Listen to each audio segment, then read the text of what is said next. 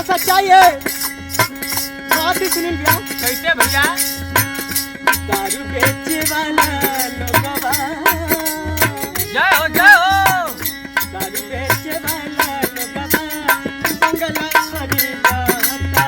दारू बेचे वाला लोगवा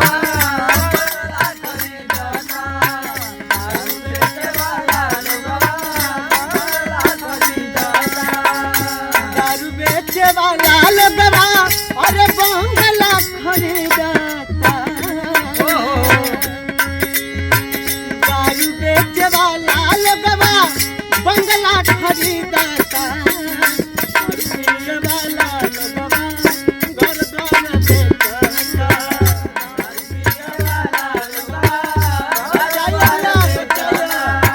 दारू पीने वाला लोगवा घर द्वार बेचता।